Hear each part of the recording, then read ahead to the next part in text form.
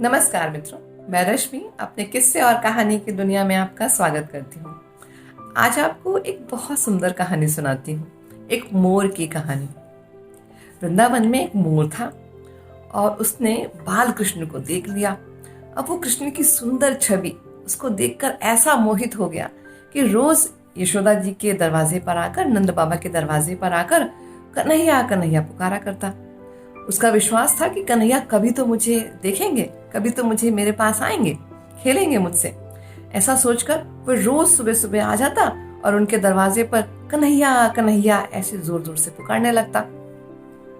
और हमारे कृष्ण वो मटकते ठुमकते हुए बाहर आते और उसको बिना देखे उछलते उछलते कूदते हुए निकल जाते वहां से। अब ऐसा रोज का नियम हो गया। जब कई दिन बीत गए तो वो मोर बड़ा उदास हुआ। अब उसने क्या करना शुरू किया कि जैसे ही कृष्ण की रुंझुन रुंझुन पायल की आवाज आती तो वो एकदम से अपने सारे पंख फैला लेता और जोर जोर से फिर कन्हैया कन्हैया पुकारने लगता। कृष्ण ने अभी उसकी तरफ नहीं देखा, वह बड़ा उदास हो गया। अच्छा, कुछ दिन से ऊपर एक मैना बैठी उसी ऐसा करते देखा करती थी। तो मैना नीचे आई और उससे बोली कि क्या हुआ मोर, मैं तुम्हें रोज देखती हूँ, तुम आवाज लगाते हो और ये नटखट तुम्हें देखते भी नहीं, ऐसे मटकते मटकते उछलते हुए निकल जाते। और चलो तुम मेरे साथ बरसाने चलो। तो वहां राधा रानी को आवाज लगाओ। हमारी राधा रानी बहुत दयालु हैं, मैं तो उन्हें एक बार पुकारती हूँ तुरंत आ जाती हैं, वो जरूर आएंगी। तो अच्छा, पक्षी जो है एक दूसरे का दर्द समझते हैं। तो मोर ने कहा कि नहीं, मुझे तो कन्हैया के गले लगना है, लेकिन चलो मैं चलता हूँ तुम्हारे साथ, राधा के भी दर्शन करके आता हूँ। तो मैना की बात मानकर वो बरसाने आ गया। जब दोनों बरसाने पहुंचे तो अब जैसे मैना हमेशा पुकारती थी वैसी मैना ने आवाज लगाई वृषभान जी के घर के सामने, कन्हैया कन्हैया। तो उससे देखकर मोर ने भी आवाज लगाई, कन्हैया कन्हैया, जैसे हमेशा लगाता था। तो अब मैना और उसकी मोर की आवाज सुनकर राधा रानी दौड़ कर आई और उन्होंने एकदम मैना को गले लगा लिया जैसा हमेशा करती थी। और इस बार तो मोर को भी देखा, बड़ी खुश हुई, उसे भी गले से लगा लिया। बोले कि तुम कहाँ से आए?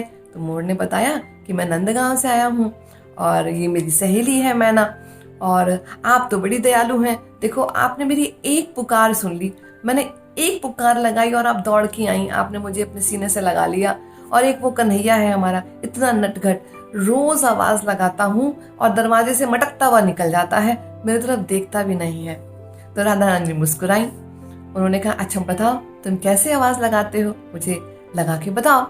तो वो मोर बैठ गया, उसने सारे पंख फैलाए और बड़े प्यार से बोला मीठी आवाज में, कन्हैया कन्हैया। तो राधा रानी बोली अच्छा सुनो, एक काम करो, इस बार जब जाओ तो आवाज लगाना राधे राधे, कृष्ण जरूर सुनेंगे। मोर को लगा कि पता नहीं कह रही है तो भाई मान लेता हूँ, बात सुनेंगे कि नहीं सुनेंगे, अब इतने समय से प्रयास कर रहा हूँ, एक ये भी कर लेता हूँ। तो वो मोर वापस आ गया नंदगांव और अगले दिन फिर जाके दरवाजे पे खड़ा हो गया और आवाज लगाई, राधे राधे।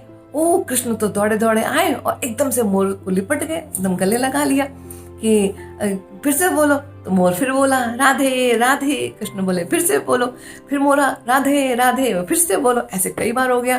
तो अब मोर नाराज हो गया कि मैं इतने समय से आपको आवाज लगा रहा, कन्हैया कन्हैया सुनते ही नहीं, और एक बार राधा रानी ने मुझे बताया तो और मैंने आवाज लगाई, तुरंत दौड़े दौड़े आ गए। तो कृष्ण बोले तुम पहले क्या बोल रहे थे और अब क्या बोल रहे हो, ध्यान तो दो। तो ऐसे हैं हमारे कृष्ण।